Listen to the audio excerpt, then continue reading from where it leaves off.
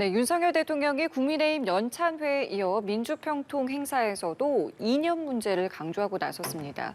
윤 대통령은 공산 전체주의 추종 세력들이 허위 선전, 선동으로 자유사회를 교란시키고 있다라고 강조했습니다. 예, 정치권에서는 홍범도 장군 흉상 이전 문제를 놓고 논쟁이 치열합니다. 오늘 관련 내용들 최수영 시사평론가, 김성환 시사평론가 두 분과 함께 짚어보겠습니다. 어서 오십시오. 네, 안녕하세요. 안녕하세요. 예, 안녕하십니까. 예, 윤석열 대통령이 지금 제가 말씀드린 것처럼 국민의힘 연찬회에 이어서 민주평화통일자문회에서도 이 이념과 철학을 강조하고 나섰는데요. 대통령의 발언들을 먼저 듣고 대담 시작하도록 하겠습니다. 자유민주주의와 공산 전체주의가 대결하는 이 분단의 현실에서 공산 전체주의 세력, 그 맹종 세력과 기회주의적 추종 세력들은 허위 조작, 선전, 선동으로 자유사회를 교란시키려는 심리전을 일삼고 있으며 결코 멈추지 않을 것입니다. 국가의 정치적 지향점과 국가가 지향해야 될 가치는 또 어떠냐? 제일 중요한 게 이념입니다. 철진한 이념이 아니라 나라를 제대로 끌고 갈 수 있는 그런 철학이 바로 이념입니다. 철진한 엉터리 사기 이념에 우리가 매몰됐고, 우리 당은 이념보다는 실용이다 하는데, 기본적으로 분명한 이런 철학과 방향성 없이 실용이 없습니다. 예, 지금 보신 모습이 이제 어제 그제입니다. 이틀 연속 이념과 철학을 강조하는 윤 대통령의 발언을 저희가 좀 모아봤는데요. 대통령의 발언 어떻게 좀 듣고 계십니까? 물론 이제 그 대통령의 발언은 이제 지난 6월부터 좀 약간 이념적인 발언이 시작됐죠. 자유총연맹 이제 기념식에서부터 이제 8.15 경축사, 그리고 이제 지금 말씀하신 국민의힘 연찬회, 그다음에 국민통합위원회 출범식, 이렇게까지 대통령의 말씀이 굉장히 이제 실용보다는 이념적인 측면을 좀 강조하는 것들이 많은데, 예. 저는 정치가 해야 할 것이 두 가지라고 생각합니다. 첫 번째가 이제 국가의 방향성을 정하는 거고, 또 하나가 이제 국민의 갈등들을 이제 말하자면 조정하는 것인데, 대통령은 여기에 대해서 책무를 하나 더 해서 국민을 또 통합하는 책무도 있죠. 대통령이기 때문에. 그런 측면에서 이제 일각에서는 왜 대통령이 이렇게 제가 말한 이념적 발언을 이렇게 강조하느냐라는 비판의 목소리가 있긴 한데, 저는 여기에 대해서 동의할 수 없는 건 이거죠. 대통령이 이념을 강조하는 건 이념 전쟁을 하자 이런 뜻이 아니고, 이런 뜻이거나 혹은 국민을 갈라치자 이런 것이 아니라, 새가 좌우의 날개로 나는 건 맞지만 그럼에도 불구하고 새가 한 방향성으로 올바르게 방향성을 갖고 날아야지, 이게 이제 말하자면 뒤로 과거로 회귀하거나 어떤 역사의 진전을 가로막는 그러한 그 방향성이라면 동의할 수 없고, 그것이 이제 말하자면 자유, 인권, 법치 같은 헌법적 질서에 부합하는 것이면 통합이라든가 협치라든가 이런 게 고려되지만, 그렇지 않고 무조건 다양성이 있어야 한다는 말에 동의하기 어렵다는 저는 측면으로 해석합니다. 그렇기 때문에 대통령이 지금 우리 글로벌 시기에 걸맞게, 지금 한미동맹 70주년이고 한미일의 삼각연대가 이루어진 이 시점에 우리가 조금 더 어떤 국가적 미래 방향성을 갖고 한 방향으로 나아가자고 저는 촉구했고, 그다음에 그렇게 가는 게 맞다는 거지, 지금 이념 전쟁을 통해 가지고 뭔가 국민을 갈라치기 하거나 정치적 이득을 얻거나 이런 쪽으로 해석하는 건 너무 과도한 거고, 이념 전쟁이란 말보다는 우리 사회가 올바른 방향성을 가지고 좀 우리가 글로벌 가치에 걸맞게 한 방향으로 나가보자, 이런 걸 좀 촉구했던, 그다음에 그걸 강조했던 그런 발언이라고 저는 생각을 합니다. 예, 김성환 시사평론가님은 어떻게 좀 들으셨습니까? 고 이영애 선생이 책 쓰실 때요, 새는 좌우의 날개로 난다고 했잖아요. 예. 근데 지금 윤 대통령의 발언을 보면 왼쪽 날개는 필요 없다는 거잖아요. 그러면은 오른쪽 날개만 가지고 새가 날아갈 수 있습니까? 그러면 새는 그냥 떨어지는 거잖아요. 그러니까 왼쪽 날개를 인정할 때 왼쪽 날개가 어떻게 공존할 것인가를 고민할 때 그래야지 새가 날아갈 수 있는 거잖아요. 근데 윤 대통령은 앞뒤도 맞지 않는 얘기를 좀 자꾸 하고 있는 거다 이렇게 생각하고요. 좀 때와 장소를 가려서 대통령이 이념과 철학을 얘기할 수는 있겠죠. 근데 때와 장소를 좀 가려가면서 얘기했으면 좋겠어요. 그러니까 민주평통자문회의가 어떤 역할을 하는 기구입니까? 그냥 이름에 다 드러나잖아요. 그러니까 헌법과 법률에 따라서 남북한이 민주적이고 평화적으로 통일을 할 수 있는 정책을 수립하는 걸 자문하는 기관입니다. 민주평통자문회의가. 근데 거기에 가가지고 공산 전체주의 세력이 어떻다, 선전선동이 어떻다, 이렇게 얘기해버리면은 도대체 민주적이고 평화적인 통일은 어디로 가 있는 겁니까? 그걸 어떻게 그럼 하라는 얘기예요? 북한이라는 존재 자체를 인정 안 한다는 얘기나 마찬가지잖아요. 그럼 북한이라는 존재를 지워버리면 그러면 남북한은 어떻게 통일이 되어야 한다는 겁니까? 그러니까 북한 체제를 붕괴시키겠다는 얘기로 들릴 수밖에 없는 거잖아요. 그러니까 이 장소나 또 거기에 가가지고 회의의 성격에 맞는 발언을 좀 해야 되는데 그렇지 않고 뭐 어느 자리에 가서도 요즘 계속 이념 얘기하고 그런단 말이에요. 그러니까 이런 대통령의 발언이 만약에 우리 사회에 예를 들어서 뭔가 좀 과거에 뭐 그 반공을 구시로 내세웠던 시대에 반국가 세력이 적발이 됐다거나 뭐 간첩단 사건이 발생했다던가 이럴 때 대통령이 한번 강조하는 말이면 모르겠는데 그게 아니라 지금 일상적으로 계속 이런 말들을 하고 있잖아요. 근데 그러면은 도대체 반국가 세력, 공산주의 전체 세력이 누구를 말하는 거지? 국민들 당황하잖아요. 그럼 길 가다가 아무나 붙잡고 당신 지금 반국가 세력이지? 이러면 그냥 반국가 세력이고 공산 전체주의 세력이 되는 것도 아니잖아요. 대통령의 발언이 뭔지도 잘 이해가 안 되고요. 뭐 카르텔 얘기하는데 카르텔이 누구를 카르텔을 얘기하는지도 잘 모르겠고요. 그냥 아무나 찝어가지고 그냥 카르텔이면 카르텔 되는 이런 대통령의 발언을 어떻게 이해해야 될지 아마 많은 국민들이 저는 굉장히 당혹스러워할 거라고 생각합니다. 최근에 대통령의 발언들에 대해서 일각에서는 좀 시간이 갈수록 강도가 좀 세지고 빈도가 잦아지는 것 아니냐라는 분석도 내놓고 있는데 그 배경에 대해서 한번 좀 생각을 해볼까요? 그렇죠. 제가 아까 말씀드린 대로 예. 이제 6월 이제 자유총연맹 기념사에서부터 계속 조금 오는데 이제 제가 보기에 이제 그 8.15 경축사가 말하자면은 대한민국의 또 헌법적 질서를 흔드는 사람들은 반국가 세력이다라고 이제 반국가 세력이 그때 예. 논쟁적 이슈가 됐었고 그리고 지금 말하자면은 국민의힘 연찬회라든가 이걸 통해서 함께 갈 수 없다라는 이제 그런 이야기를 하면서 이제 말하자면 이념 전쟁이 시작된 것 아니냐 이런 얘기가 나오는데 물론 이제 약간 그 말하자면 그 수위가 발언의 수위가 좀 높아지고 있는 건 사실입니다. 그런데 저는 제가 보기에 이런 것들이 그 뜬금없이 나온 그런 뭐 맥락 없는 발언들은 아닌 것 같고 최소한 이제 이런 거죠. 지금 우리가 똑같은 이제 DNA 유전자를 갖고 있는 한민족이지만 우리가 50년 전에 어떤 이념을 택했느냐에 따라서 남한은 정말 비약적인 발전과 세계 그야말로 글로벌 트렌드를 선도하는 국가가 됐고 한쪽은 정말 인권 문제 거론되고 그다음에 세습 국가라는 어떤 그 사실 21세기 국가에서 보기 힘든 그런 말하자면 정말 극과 극 정말 네. 아주 천양지차의 그런 지금 결국 국가의 모습을 나타냈던 것이 결국 이게 이념이라 그러면은 철진한 이념들을 자꾸 얘기하거나 혹은 우리 사회가 좀 더 앞으로 나가려 하는데 북한의 도발이 있음에도 불구하고 그 뭐 여러 가지 군사적 주권에 대해서도 아직도 한미동맹이 그 가야 되느냐라고 얘기하는 분들이라든가 예. 과학이 나왔는데도 불구하고 과학을 부정하고 계속적인 뭐 흔히 얘기하는 일본에 대한 죽창가를 부름으로써 반일 감정만 고조시키는 그런 운동권적 그런 사고 사유에 갇혀 있는 사람들이 있다면 과연 이것이 옳은 방향인가 저는 문제를 제기했다고 보는 거예요. 그래서 저는 이런 부분들이 앞으로 윤석열 대통령이 이제 취임 2년 차인데 네. 이제 물론 내년에 선거가 있기 때문에 이제 평가를 받아야 돼서 일각에서는 여러 가지 측면이 있을 겁니다. 예. 선거 전략을 고려한다 그러면은 중도를 좀 껴안는 발언으로 좀 약화되지 않겠느냐는 측면이 있고 또 하나는 예. 그럼에도 불구하고 자유민주 진영의 어떤 질서를 더 공고하고 한미일의 삼각축을 더 강화하는 발언 수위가 좀 높아질 것이라는 측면이 있는데 저는 지금 윤석열 대통령의 6월부터 지금 8월에 이르는 여러 가지 연설에 쭉 기조를 놓고 보면 앞으로 중도 강화보다도 이런 부분에 조금 강화될 측면이 있긴 하지만 그렇게 저는 분석을 하는데 예. 정치는 워낙 살아있는 생물이고 예. 여러 가지 지지율이라든가 당의 어떤 그런 여러 가지 스탠스나 그다음에 수도권 뭐 승리라는 여러 가지 이런 예. 걸 놓고 본다면 대통령의 발언이 당의 의견을 받아서 조금 더 조절될 가능성도 있긴 한데 현재로서는 어쨌든 대통령의 이념에 대한 어떤 뚜렷한 소신과 철학을 갖고 발언하는 것으로 비춰지기 때문에 저는 이런 부분이 앞으로도 조금 더 강화될 측면이 소지가 있다고 저는 생각합니다. 네. 철학 그리고 이게 혹시라도 뭐 총선을 좀 겨냥한 그런 발언일 것이다. 뭐 다양한 해석들이 나옵니다. 어떻게 좀 배경 생각하십니까? 대통령은 선생님이 아니에요. 대통령이 계몽을 하는 사람이 아니거든요. 국민을 모시는 거죠. 섬기는 거잖아요. 그게 대통령의 역할이기도 하고요. 그러니까 대통령은 그러니까 뭐 예를 들면 좌우 이념이다라고 얘기하면 너무 한쪽으로 치우쳐서도 안 되는 대한민국 전체를 대변하는 위치에 있는 사람인 거예요. 지금 그런 대통령의 지위라고 하는 걸 저는 망각하고 있다고 생각해요.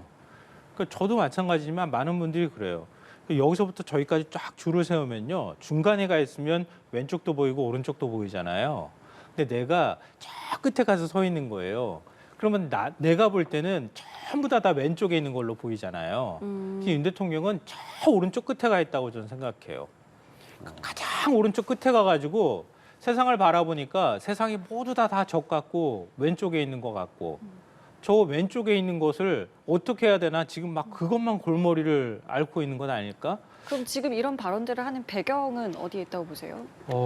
저는 성장하는 윤 대통령의 모습과 이렇게 비교되는 것 같아요. 그러니까 윤 대통령은 정치 경험이 없는 그러니까 검찰총장에서 바로 대통령이 됐잖아요. 예. 그래서 흔히들 국민의힘에서도 그렇고 보수 정치인들도 많이 얘기했던 게 윤 대통령은 계속 학습하고 또 훈련 받아야 되는 사람들 그 위치에 있다 이런 얘기들을 많이 했거든요. 그런데 훈련 받는 과정에서 어딘가 모르게 누군가가 다른 주입식 교육을 했던가 아니면 윤 대통령 스스로 통치를 위해서는 이것밖에 방법이 없겠구나 하는 선택을 하고 있구나 이런 생각이 들어요. 그러니까 통치를 하는 데 있어서 본인이 어느 순간 굉장히 막강한 권력을 갖게 됐고 권력을 갖게 되고 난 다음에 세상을 바라보는 시각이 윤 대통령이 유튜브만 본다 이렇게 얘기는 하고 있지만 저는 그렇게 믿고 싶지는 않지만 주변에 있는 사람들이 윤 대통령은 탄핵을 하는 데 있어서 수사를 했던 검사이기도 하잖아요. 그러니까 권력 기반이 흔들릴 경우에 예. 어떤 위험에 직면할 수 있는지를 본인이 스스로 잘 알았던 사람입니다. 그러니까 나를 뒷받침해 줄 사람은 구구밖에 없다라고 하는 그런 확고한 신념이 어느 순간부터 생겼다는 생각이 들고요. 알겠습니다. 또 하나는 현실적으로 말씀하셨던 것처럼 총선을 겨냥해서 확고하게 내 지지층 30% 정도는 가지고 가야 나중에 이길 수 있다고 하는 잘못된 착각을 갖기 시작했던 거 아닐까 그렇게 네. 생각합니다. 두 가지 이유를 말씀해 주셨는데 각각에 대해서 어떻게 생각하세요? 글쎄 저는 대통령께서 지금 이념과 철학 강조했던 거 이게 윤석열 대통령이 정치를 그 짧은 시간 통해서 학습 효과를 누리는 것보다 밖에서 이제 이렇게 것들이 윤석열 대통령께 이렇게 집약되었다 좀 보기는 어렵고 저는 윤석열 대통령께서 이게 평소에 갖고 있었던 인권, 자유, 법치, 글로벌 기준 늘 저는 보면 지금 대통령의 발언이 뜬금없이 나온 발언이 아니라 수시로 쓰는 발언이에요. 잘 들어보면은 다만 여기서 이제 이념이 부각됐다는 걸 가지고 자꾸 이제 좀 얘기를 하는 것 같은데 예. 저는 여기에 대해서 대통령께서 나온 건 자기 소신이고 자기 철학이니까 그건 여기에 대해서 본인이 어떤 때와 장소에서도 본인이 마이크만 잡으면 이 자기 소신과 철학이 설파가 되는 거죠. 사실 국정이라는 것은 대통령이 어쨌든 120가지 국정 과제도 냈지만 대통령의 어떤 뚜렷한 국정 방향과 철학 소신에 따라서 국가 운영이 되는 것도 사실이 아니겠습니까? 우리가 5년 단임제를 택한 나라에서. 그럼 그렇다면 이것이 옳다 그르냐에 대한 문제는 국민적 여론이라든가 지지율이라든가 여러 가지 나타나겠지만 윤석열 대통령께서는 지지율에 난 일희일비하지 않겠다. 실제 지난 그때 강제징용 해법도 마찬가지지만 국민적 여론은 6대 4로 나왔지만 그것을 정면 돌파하는 그런 결기를 보이기 때문에 각종 여론조사에서도 가장 장점이 또 결단력과 용기 이런 것들이 나오거든요. 예. 그런 측면에서 저는 대통령의 이 발언들은 본인의 소신과 어떤 그런 국정 철학에 대한 그런 방향성으로 나온 발언이라고 해석하는 게 맞고 그래서 저는 제가 보기에 대통령께서도 총선 전략에 좌지우지하지 않을 것이라고 전망하는 겁니다. 예. 본인의 소신이기 때문에 이 네. 부분에 대해서는 정무적 고려를 해야 된다라고 얘기하더라도 이것은 내가 가야 할 우리 국가가 미래로 나가야 할 올바른 방향이기 때문에 내가 설령 조금 손해를 보더라도 정치적인 손해를 보더라도 내가 여기서 양보할 수 없다라는 예. 그런 굳건한 철학이 저는 있다고 보는 겁니다. 그럼 짧게 답변 좀 여쭤보겠습니다. 그런 소신이 총선에 긍정적 영향을 주겠습니까? 현재로서는 좀 예측하기 어렵다고 봅니다. 그러니까 저는 중요한 거는 이런 이념에 대해서 이념 전쟁이라고 자꾸 야권에서는 얘기하고 언론에서는 얘기하지만 실제로 그럼 중도층 국민들은 어떻게 판단할 것이냐. 우리 사회가 정말 우리 사회가 그러면 자유, 민주, 인권이라는 것으로 놓고 앞으로 나아가는 그야말로 운동권적 사유에서 벗어나서 미래 글로벌 기준으로 나아가는 그 단초냐라고 평가해 준다면 저는 또 총선에서 나쁜 평가가 나오지 않을 수도 있다고 보지만 이 얘기는 저는 철저하게 총선이라는 거는 사실은 워낙 가변성이 많은 요소라서 네. 이것이 정말 어떤 평가를 받을 것이다 예단하기 조금 어렵다고 봅니다. 근데 말씀하시는 거 전 존중하고 싶은데요. 이거 하나는 제가 좀 말씀드리고 싶어요. 자유, 민주, 인권이라는 게 운동권적 사고입니까? 우리 헌법 가치 아니에요? 헌법 가치 아닙니까? 그게 대통령의 사고라고요. 그게 어떻게 운동권적 사고입니까? 아니, 제 얘기는- 헌법에 나와 있는 가치지. 아니 자유, 민주, 인권, 법치가 대통령의 고유 철학이라는 제 말씀드린 거고 그럼 자유, 인권, 민주라고 하는 철학을 갖고 있는 대통령이 왜 저렇게 합니까? 아니 저는 그 옳은 방향으로 말씀을 드리는 거죠. 그러니까 아니 그게. 그 공산 전체주의하고 싸우라고 어디 헌법에 어디 나온 게 어디 있습니까? 없잖아요.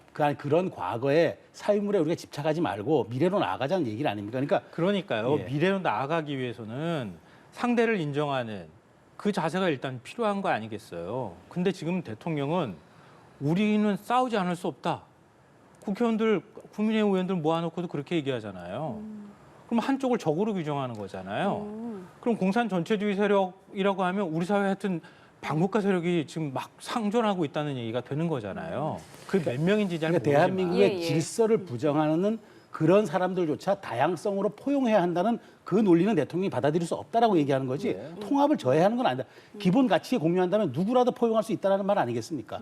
그러면 아까 조금 전에 말씀하신 국무위원들에게 네. 이 논리와 말을 가지고 싸워라라고 이제 당부했다는 그 말에 대해서는 또 어떤 입장 갖고 그러니까 이제 계십니까? 정기국회 시즌 아닙니까? 이제 예, 이게 예. 논란이 되지 않겠습니까? 그렇다면은 국회 답변이라든가 상임위 질의 과정을 통해서 국무위원들이 대부분 뭐 정치적으로 민감한 발언들은 좀 피해가는 경향들이 있지 않습니까? 여야 야당 의원들 존중하면서 이제 약간 어떤 말로 중립적이고 희석된 발언들 하는데 그렇게 하지 말고 네. 굳건하게 국정 철학에 대해서 두려워하지 말고 소신 있게 설파하라. 그러니까 정무직은 말로 하는 거, 말로 가지고 하는 것이다. 그러니까 국무위원이 물론 이제 국가를 위하는 것도 있지만 대통령의 국정 철학에 또 일종의 참모 역할을 하는 분이 맞지 않습니까? 그렇다면 소신껏 당당하게 맞서라. 그 예. 뜻으로 저는 해석을 합니다. 알겠습니다. 그러면은 이번에는 이 홍범도 장군의 흉상 이전과 관련해서도 두 분께 여쭤보겠습니다. 일단은 어제 이제 일부 이제 보도에 따르면은 대통령이 비공개 회의에서 국무위원들에게도 이 이전과 관련해서 이념의 중요성을 이제 강조하면서 무엇이 옳고 그른지를 생각해라라고 발언을 했다는 보도가 나갔는데 여기에 관련해서 대통령실 관계자가 흉상을 어디에 놓으라고 말한 게 아니다. 무엇이 옳은지를 생각해 보라는 취지였다라고 이제 설명을 했다라는 이제 보도까지 나왔습니다. 일단은 지금 상황을 좀 어떻게 정리를 해보면 될까요? 그러니까 대통령의 말씀은 사실은 어떤 지금 흉상 이전 논란이 되니까 대통령이 말씀 한마디 해버리면 그게 일종의 최종 상태, 엔드 예, 스테이트가 예. 돼버리면은 예, 예. 이제 여기에 대해서 더 이상 진전이 없잖아요. 그러니까 예. 대통령이 한 발 빠지면서 그러면 그 정치권이라든지 그다음 국방부라든가 관계 기관들이 국가기관들이 한번 논의를 해봐라. 근데 저는 이렇게 생각합니다. 우리가 어떤 일을 결정할 때 이른바 TPO라고 하지 않습니까? 그러니까 시간, 그다음에 상황, 그러니까 장소, 그다음에 오케이션, 이제 상황 이걸 다 고려해서 진행하는 게 TPO라는 건데 자 그렇다면은 과연 홍범도 장군의 이제 흉상이 육군사관학교에 있는 게 맞느냐? 5분의 이제 흉상이 놓여져 있는데 있죠. 거기에 이제 이회영 같은 분은 그 말하자면은 무장투쟁을 하신 분은 아니고 신흥 무관학교를 설립함으로써 우리 독립투쟁의 무장투쟁의 길을 열어준 그런 분이거든요. 네. 자 그렇다면 이제 사실 여기를 지나가면서 육군사관학교 생도들은 늘 격려를 한다 그러더라고요. 자 그럼 그렇다면은 과연 거기에 이런 5분의 흉상을 놓는 게 맞느냐? 그러면 거기 상황에 조금 상황에 말하자면 무장투쟁이 아니고 우리 기여한 바가 크다면은 이를테면 독립기념관이라든가 그리고 홍범도 장군이 여러 가지 혁혁한 독립 전과가 있다 하더라도 혹시라도 소련 공산당 입당이 말하자면은 또 우리 그 미래 장교들 육성하는 데 조금 걸림돌이 되지 않느냐. 뭐 이런 것들을 한번 종합적으로 생각해서 그 사회적 논의에 대통령은 따르겠다는 거지 대통령께서 이걸 해가지고 결론을 내려오라는 말씀은 아니기 때문에 저는 이런 논쟁에 대해서 우리 사회가 정치권이 너무 또 이게 이념 전쟁으로 갈라치지 말고 자 그러면 다 인정하지 않습니까? 홍범도 장군이 정말 엄청난 무장투쟁을 해서 혁혁한 전과를 냈다는 건 모두가 인정한다 그러면은 여기에 대해서 좀 재평가를 통해서 과연 어디에 놓는지를 맞는 어떤 이른바 그 말하자면은 장소의 재편성인 거지 이걸 가지고 대통령께서 저는 뭐 그 말하자면 이 사실관계를 부정했다. 전 그렇게 생각하지는 않습니다. 예, 이런 가운데 민주당의 이재명 대표는 예정에 없었던 일정을 좀 추가해서요. 국립대전현 중원에 모셔져 있는 홍범도 장군의 묘역을 참배하고 또 입장을 내기도 했습니다. 어떤 이야기였는지 함께 듣고 오시죠. 무능과 실정을 감추기 위해서 국민을 갈라치게 하고 이념 전쟁을 선동하기 위해서 독립전쟁 영웅을 부관 참시하는 일은 결코 용납할 수 없습니다. 홍범도 장군은 우리 국민 모두가 기억하는 봉오동 전투의 승리를 이끌어낸 전쟁 영웅입니다. 박정희 대통령이 훈장을 수여했고 박근혜 정부에서 해군의 홍범도함을 명명해서 홍범도 장군을 기리고자 했습니다. 이 황당무계한 현실이 믿어지지가 않습니다. 결코 대한민국 역사와 우리 국민들이 용서하지 못할 매국 행위라고 생각됩니다. 예, 함께 보신 것처럼 이재명 대표는 뭐 국민 갈라치기, 부관 참치, 또 매국 행위 이런 발언들을 하고 있고 대통령실은 생각해보라라는 발언까지 내놓은 상황입니다. 야당 입장에서 이렇게 강하게 이야기하는 그런 배경들 어디에 있다고 봐야 하겠습니까? 대한민국의 시기를 반세기 전으로 돌리고 있잖아요. 대통령이. 지금 역사 전쟁을 하고 있는 거나 전 다름이 없다 이렇게 생각하는데요. 이게 굉장히 묘한 공통점이 있어요. 그러니까 이명박 정부 시절에도 비슷한 일이 있었고요. 박근혜 정부 시절에도 마찬가지였잖아요.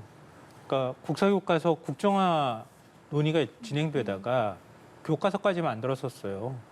그러니까 일본이 극우교과서 만드는 것처럼 우리도 극우교과서를 만들겠다고 해서 나왔던 거예요.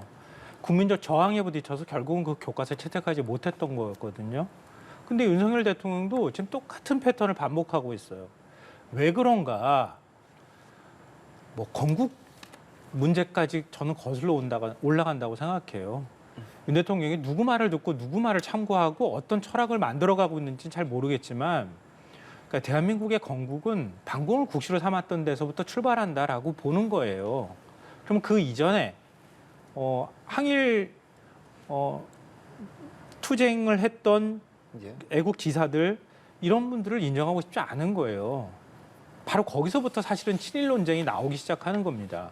그러니까 독립지사들이 항일 무장투쟁하고 그 무장투쟁했던 것들을 대한민국의 자랑스러운 역사라고 인식하고 우리 군도 그 대한독립군에서부터 시작된다고 하는 그 뿌리에서부터 시작된다고 그동안에 얘기를 해왔는데 그 이전의 역사를 좀 부정하려고 하는 거예요. 그래서 시작된 논쟁이 근본적으로는 거기서부터 시작된다고 저는 생각해요. 이건 단순히 홍범도 장군에 관한 문제뿐만이 아니에요.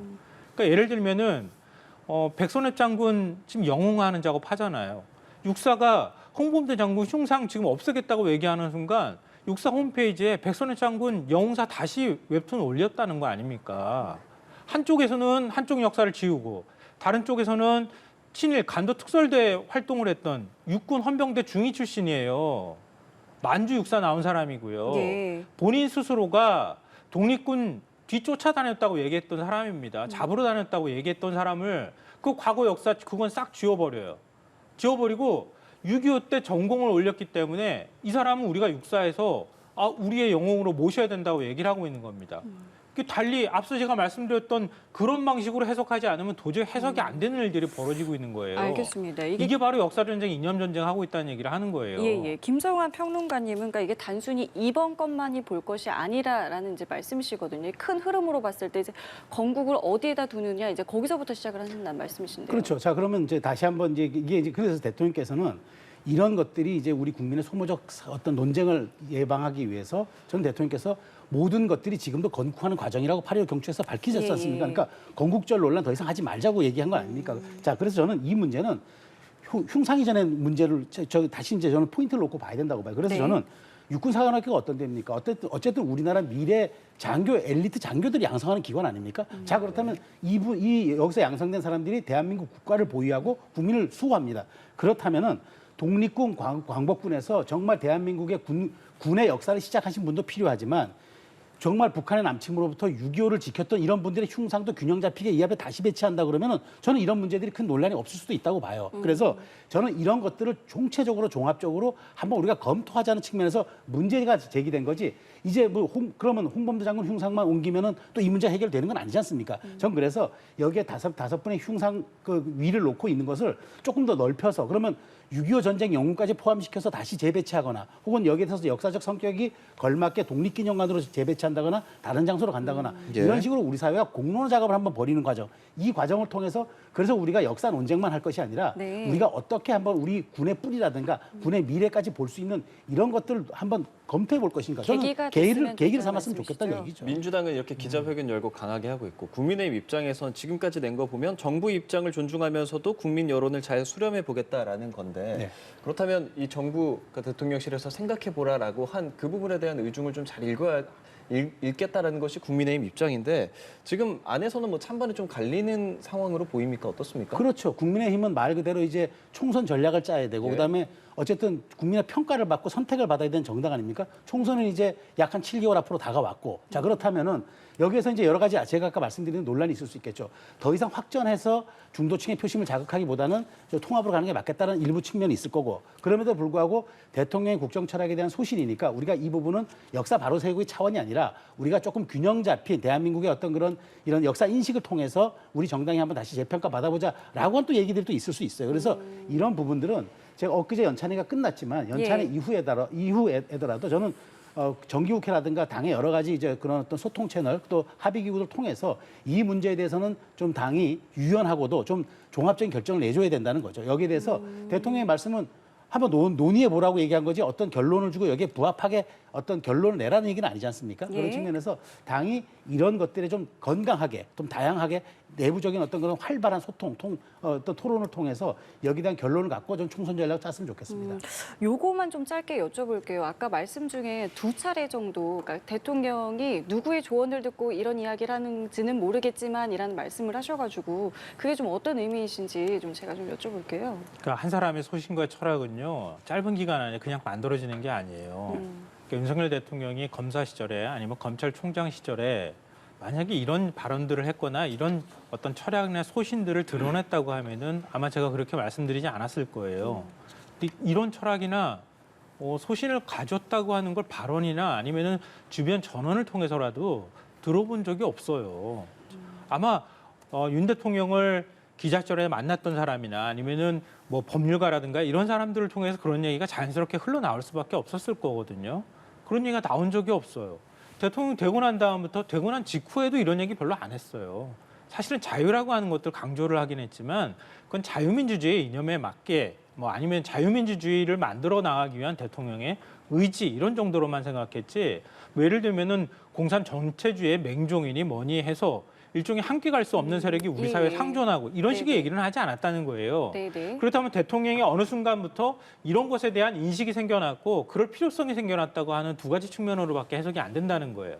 그러니까 주변에 대통령이 뭔가 그렇게 얘기하는 걸 얘기해 줄 만한 사람이 있거나 대통령이 뭐 예를 들면 구구 유튜버 뭐 얘기도 나오지만 그런 것들을 받아들이는 통로들이 있었을 거라는 걸 제가 말씀을 드렸던 거예요. 예. 그리고 앞서 제가 그 여러 차례도 말씀드렸지만 대통령 역사인식 뭐 중요합니다. 대통령이 얘기할 수 있어요. 네. 근데 할 사람이 있고 안 할 사람이 있는 거예요.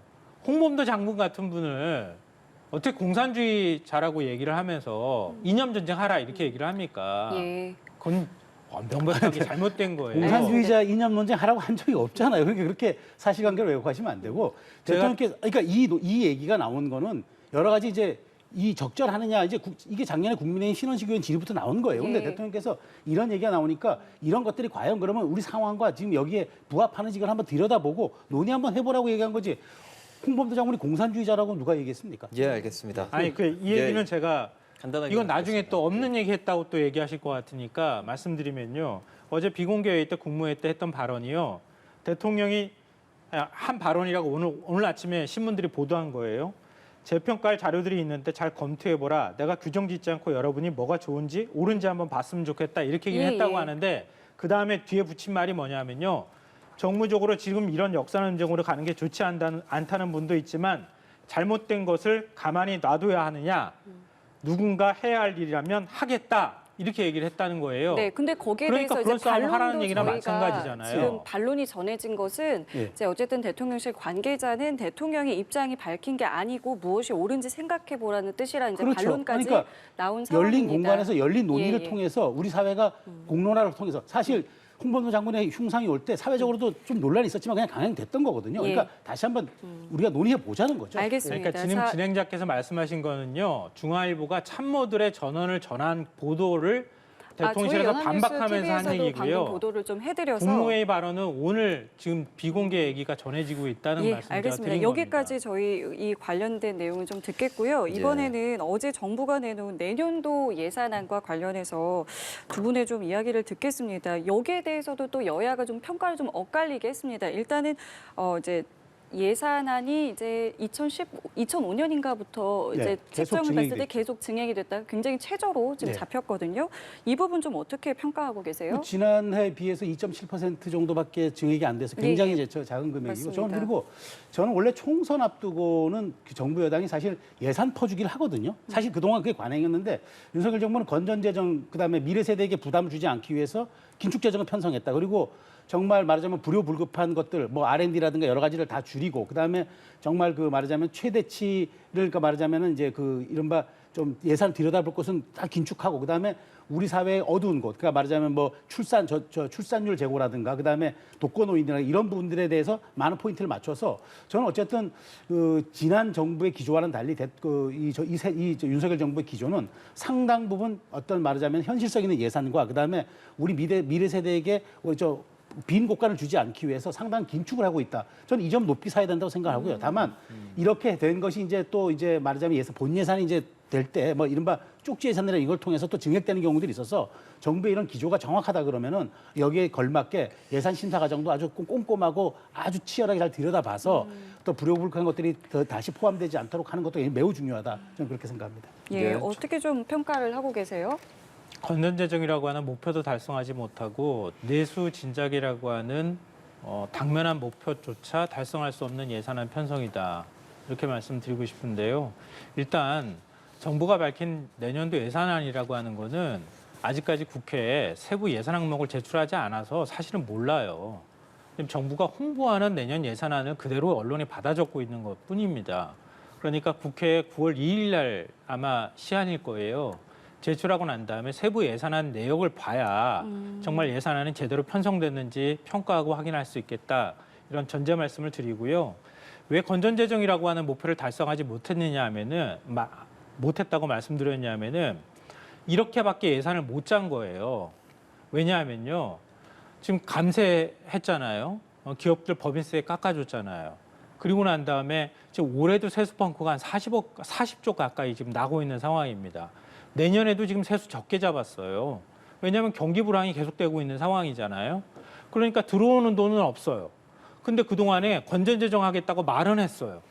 근데 예산을 써야 될 때는 또 있는 거예요. 그러니까 세수는 13조 원 줄어들었는데 써야 될 돈은 18조 원이 늘어난 거예요. 이렇게 되고 나니까 적자가 된 거예요. 오히려 들어올 돈이 없으니까요. 이걸 건전재정으로 지금 포장하고 있는 건데요. 예를 들면은 국가 GDP 대비 국가 부채를 한 3% 이내에서 관리해야 된다. 이렇게 얘기를 했었잖아요. 그 건전재정의 목표라고 얘기를 했었습니다.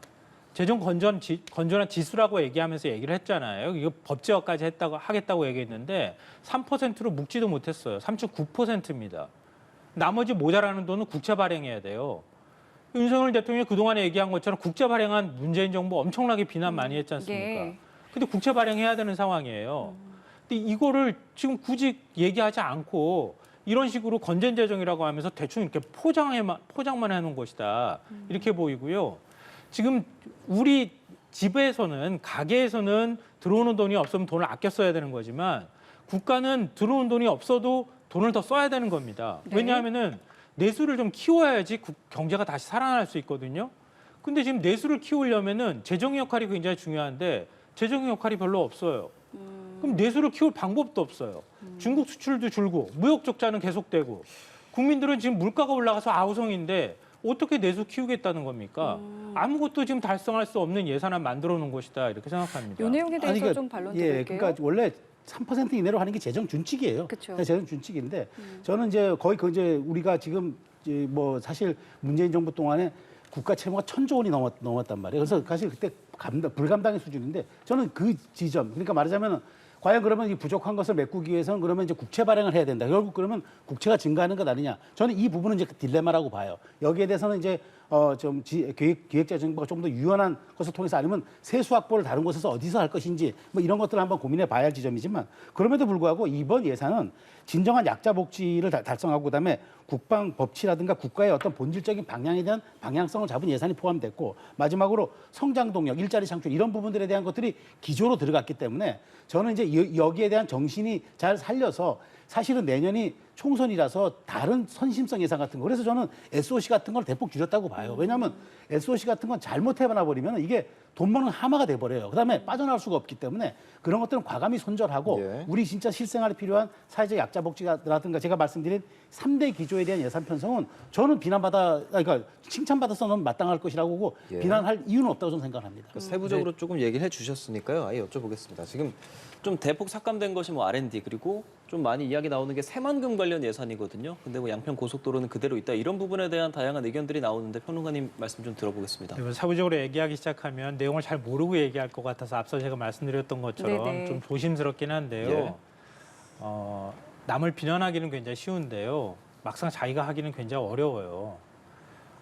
지금 이번에 노인 일자리 예산 대폭 증액했다고 하잖아요. 문재인 정부 임기 내내 국민의힘이 비난했던 게 뭡니까? 청년 일자리 안 늘리고 노인 일자리만 늘려놨다는 거였어요. 그럼 그렇게 반박하면은 뭐라고 할 겁니까, 윤석열 정부? 그리고 서울 양평 고속도로 건설 갑자기 국토부 장관이 나와가지고 느닷없이 백지화 선언했잖아요. 근데 123억 원은 어떻게 배정을 합니까, 거기다가? 그것도 앞뒤가 안 맞는 얘기를 하고 있다 이렇게 생각하고요. 다만 기초생활수급자에 대한 예산 늘리거나 지원 폭 늘린 거 이런 것들은 좀 평가할 수 있다고 생각해요. 근데 그건 구체적인 예산이 좀 더 나아봐야 알 것 같은데, 그러니까 긍정적인 부분에 대해서는 긍정적으로 평가할 부분들을 만들어내면 얼마든지 사실 긍정적인 평가가 가능하다고 생각해요. 근데 계속 그거를 남을 비난하기 위한 목적이라든가 아니면 문재인 정부가 다 그 나라 국간 거덜내서 우리는 이렇게 잘하고 있다 이렇게 얘기했는데 막상 잘하고 있다고 자랑했던 게 제대로 실현되지 못하고 있잖아요. 그 부분에 대해서는 비판받을 수밖에 없다고 하는 겁니다. 그러니까 그런 거에 너무 집착해서 매달리다 보니까 이도 저도 아닌 예산이 만들어질 수밖에 없다는 거예요. 이게 과연 제대로 된 예산이냐라고 하는 비판들이 뒤따를 수밖에 없다는 걸 좀 유념했으면 좋겠다는 생각이 들어요. 그러니까 저는 SOC 예산 같은 경우, 그러니까 왜 양평고속도로 포함되느냐? 양평고속도로는 다시 재개발될 수도 있다고 얘기한 거 아닙니까? 그러니까 합의가 된다 그러면은 어쨌든 이런 예산이 반영이 돼놔야 내년에 합의가 되고 그다음에 여야 합의됐고 그다음에 주민들이 요구로 인해서 새롭게 한번 그런 검토하고 시작하려고 그러면 예산이 없으면 또 추경 반영하기 어려우니까 예. 본 예산이 한 거고 전 새만금 얘기에 대해서 이제 뭐 여러 예. 가지 지금 얘기들이 나오는 것도 알아요. 새만금 이 잼버리 때문에 그 예산을 대폭 축소한 거 아니냐? 그렇지 않습니다. 왜냐하면 사실 우리 지역에 가보면요. 유령공항이라고 하는 지역공항들 많아요. 여기에 엄청난 몇 조 원 단위의 사실 예산이 투입됩니다. 그런데 비행기가 한 대도 안 떠서 유령공항 혹은 넓은 활주로에 그의 수확한 고추를 말린다고 그래서 고추공항이라는 소리를 들어요. 이번에 새만금 여기도 지금 공항이 들어가 있어요. 그러니까 이런 점들은 저 총리가 얘기한 대로 전 진짜 실질적으로 이게 돈 먹는 하마가 아니라 정말 전북 주민들에게 도움이 될 수 있게끔 할 수 있는 빅픽처로 해서 새롭게 그랜드 디자인을 짜야 될 거 아니냐. 그렇다면 지금 예산을 단순히 투입하는 게 중요한 게 아니라 다시 재편성하고 재설정하는 게 더 중요한 거라면 저는 이걸 가지고 그래서 SOC에서 대폭 줄인 거를 다시 이제 민생 예산으로 돌린다 그러면은 저는 이런 건 방향성이 맞다고 말씀을 드리는 거죠. 얘기가 자꾸 길어질 것 같은데요. 새만금 같은 경우에는 잼버리 때문에 예산 줄였다는 얘기를 안 들을 수가 없는 상황인 것 같아요. 제가 볼 때는. 말씀하셨던 것처럼 새만금 사업이 시작된 지도 벌써 몇십 년이 지났잖아요. 잘못된 부분이 있으면 다시 계획을 만들 수는 있는데요. 예산부터 깎고 계획 만들겠다는 거 아니에요? 계획 만들고 예산 깎겠다는 게 아니잖아요. 그러니까 사실 새만금 때문에 이런 거, 아니 잼버리 때문에 그런 거 아니냐 이런 얘기를 듣는 거고요. 예. 가덕도 예산은 또 대폭 늘렸다는 거 아닙니까? 그리고 전체 예산이 2.8% 증액이 됐는데 SOC 예산은 그거보다 증액폭이 훨씬 더 커요. 그러니까 대통령의 말은 총선 앞두고 우리 SOC 예산 늘려야 되는데 안 늘렸다고 얘기하는데 실제로 전체 다른 예산 늘어난 거에 비하면은 SOC 예산 대폭 늘려놨어요. 네. 이것도 사실 앞뒤가 맞지 않는 얘기예요. 그리고 과학기술 국가가 되겠다고 지금 자처를 하면서 근데 R&D 예산은 대폭 깎았어요. 보조금하고 23조 원 깎아놨어요. 과학계가 지금 발칵 뒤집어졌다는 거 아닙니까? 이렇게 예산 깎는 경우가 거의 없었어요. R&D 예산은 장기적으로 국가 비전에 따라서 늘려왔던 거가 그 추세가 계속돼 왔습니다. 그런데도 불구하고 카르텔이다 이러면서 지금 깎아놨단 말이에요. 예. 근데 어디서 어떻게 카르텔이 있다는 건지도 잘 몰라요. 네. 근데 깎아놓으면은 과학계는 뭐라고 할 겁니까? 이런 부분도 알겠습니다. 사실은 굉장히 반발이 일고 있는 상황이기도 한 겁니다. 네. 지금 말씀하신 게 그러니까 새만금은 이제 잼버리 때문이다. 그 인과관계가 거기서 좀 있을 수 있을 것이다라는 말씀이시거든요. 아니 문제점이 드러났으면 들여다보는 게 맞죠. 문제점이 드러났는데 그러면 그대로 그냥 100% 집행하는 게 그게 온당한 재정 집행입니까? 예산부터 삭고하는 저는 예산 삭감한 게 아니라 자 그럼 다시 들여다봐야 하는데 예산을 미리 편성해 놓으면 안 되잖아요. 계획이 조정된 다음에 조정된 계획에 걸맞게 다시 내년 정확하게 된다 그러면 추경으로 할 수도 있는 거고 여러 가지 그런 것들은 정부가 예산을 운용하는 쪽에서 유연성 있게 대처하는 부분들이기 때문에 저는 기본적으로 현실에 걸맞게 제대로 된 설계가 되는 게 중요한 거지 네. 일단 예산부터 잡아놓고 하는 이 관행부터 사실 저는 고쳐야 된다고 봐요. 아니, 알겠습니다. 민주당이 추경 얘기하는데 추경 안 한다 그러잖아요. 아니, 근데 무슨 필요하다라면은, 추경을 생각하고 짜요. 일단 이제 이게 국회로 제출이 되고 나서 또 어떤 이야기들 나오는지 저희가 예. 그때 가서 또 이야기를 해보면 될 것 같고요. 오늘 오후에는 국회 윤리특위 소위가 김남국 의원 징계안 심사에 들어갑니다. 이게 한 차례 이제 미뤄져서 오늘 오후에 이제 진행이 되는 것인데 이제 그 사이에 김남국 의원이 총선 불출마 선언을 했잖아요. 그렇기 때문에 이게 뭐 영향을 미칠 것인가, 이 징계 수위가 어떻게 될 것이냐 좀 궁금한데요. 어떻게 좀 예측하세요? 일단 민주당의 태도가 굉장히 중요하다고 생각해요. 저는 결단할 때는 결단해야 된다고 봅니다. 그러니까 권영세 의원 징계안도 지금 그 올라가 있는 상황이기도 한데 예. 권영세 의원하고 사실은 구조는 똑같다고는 하지만 같이 올려놓고 똑같이 형평성에 맞추자 이러면 안 하겠다는 얘기나 마찬가지거든요. 그러니까 저는 누누이 얘기하지만 김남국 의원 스스로가 이런 사태를 자초했다. 국회의원은 자기 행동에 자기가 스스로 책임져야 한다고 봅니다. 그러니까 민주당이 온정주의에 자꾸 끌려다니지 말고 네. 윤리특위에서 결정할 내용이 있으면 결정하고 그리고 난 다음에 의원들한테 맡기면 되잖아요. 왜 윤리특위부터 그걸 막습니까? 국회 표결을 통해 가지고 그 징계안 예. 사실 제명안 부결될 수도 있는 거 아니에요? 그렇게 맡기면 되지 그걸 왜 자꾸 붙들어둡니까? 예. 그러니까 민주당이 자꾸 도덕성 문제가 논란이 되는 거 아니겠습니까? 저도 원칙대로 해야 된다고 봐요. 그러니까 이 문제는 사실 김남국 의원은 윤리적 도덕적인 문제뿐만 아니라 실정법에 대한 위반 혐의도 있고 그다음에 우리나라 국회의원 상에 대해서 정말 몇십 년 동안 우리 헌정사 일에 아주 많은 사실 그 왜곡된 상을 이번에 많이 비춰줬습니다. 국민적 여론도 굉장히 분노가 높고요. 본인도 불출마했다고 이걸 등치시켜서 봐주는 것보다는 원칙대로 윤리특위 자문위가 권고한 대로 전 처리하는 게 맞다. 저도 그 원칙에 부합한다 생각합니다. 오늘 오후에 결과 나오면 저희가 바로 보도해드리도록 하겠습니다. 지금까지 최수영 시사평론가, 김성환 시사평론가와 함께했습니다. 오늘 말씀 잘 들었습니다. 고맙습니다. 고맙습니다.